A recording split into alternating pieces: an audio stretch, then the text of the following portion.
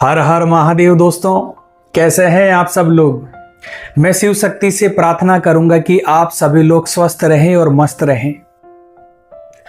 दोस्तों, क्या कभी आपके साथ ऐसा हुआ है कि किसी अनजान व्यक्ति से मिलते ही आपके मन में उसके बारे में एक स्पष्ट भावना आ गई हो, या फिर बिना किसी कारण के ही मन अचानक से बेचैन हो जाए और कुछ समय बाद वही घटना सच साबित हो जाए जो आपने सोची थी।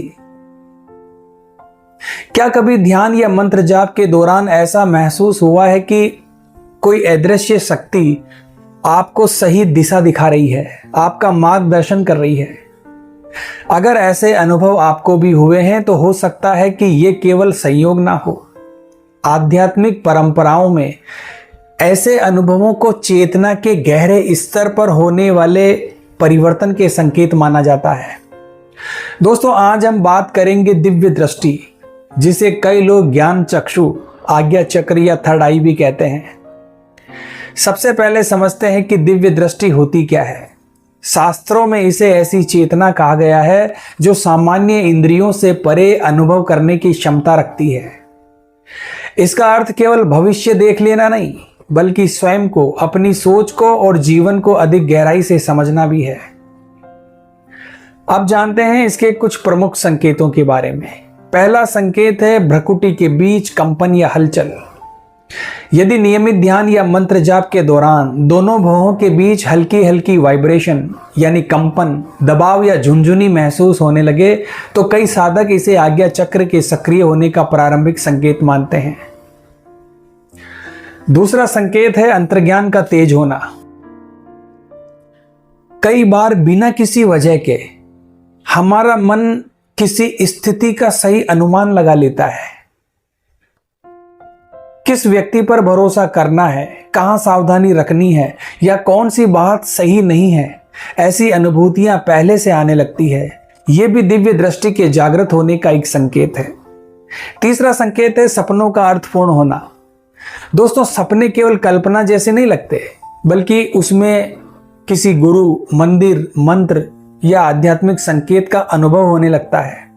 कुछ लोग इन्हें अपने भीतर की चेतना का संदेश मानते हैं, और अगर ऐसे दिव्य सपने आपको आते हैं तो समझ लीजिए कि आपकी दिव्य दृष्टि जागृत होने वाली है। चौथा संकेत है भविष्य की घटनाओं का पूर्वाभास।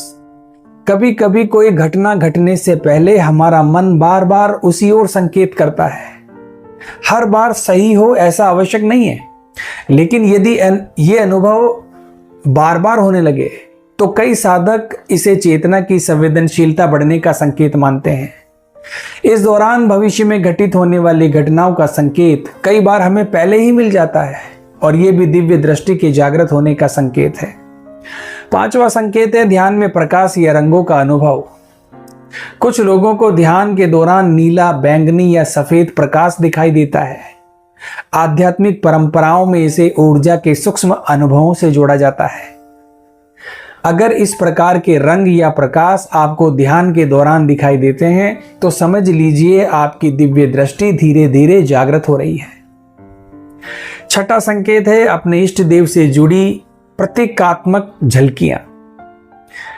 यदि आपका मन आपके इष्ट देवी देवता की उपासना में लगा रहता है और ध्यान में या स्वप्न के माध्यम से आपको उनके प्रतीक चिन्ह जैसे त्रिशूल, डमरू, तलवार, शंख, गदा दिखाई देते हैं या अन्य प्रतीक चिन्ह दिखाई देते हैं, तो इन्हें कई साधक अपने मन की गहरी एकाग्रता और भक्ति का परिणाम मानते हैं, और यह भी दिव्य दृष्टि के जागृत होने का संकेत है। सातवां संकेत है भीतर से उत्तर मिलना। ध्यान के दौरान ऐसा महसूस होना कि आपके प्रश्नों का उत्तर भीतर से ही मिल रहा है। जैसे कई बार किसी उलझन का समाधान अचानक से आपके भीतर ही स्पष्ट हो जाता है, मानो किसी ने मार्गदर्शन किया हो। यह दर्शाता है कि आपकी दिव्य दृष्टि जागृत हो चुकी है। आठवां संकेत है वातावरण के प्रति संवेदनशीलता बढ़ना। दोस्तों, इस दौरान कुछ स्थानों पर पहुंचते ही हमारा मन बहुत शांत हो जाता है, जबकि कुछ जगहों पर बिना कारण के ही हमारा मन बेचैन होने लगता है, हमें बेचैनी महसूस होती है।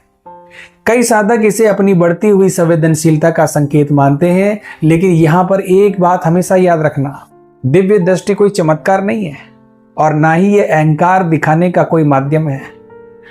आध्यात्मिक मार्ग में सबसे महत्वपूर्ण चीज है विनम्रता, नियमित साधना, समर्पण और आत्मसंयम। अगर कोई साधक ध्यान, जप और अनुशासन को छोड़ देता है तो उसकी एकाग्रता और आध्यात्मिक प्रगति भी धीरे धीरे कम हो सकती है।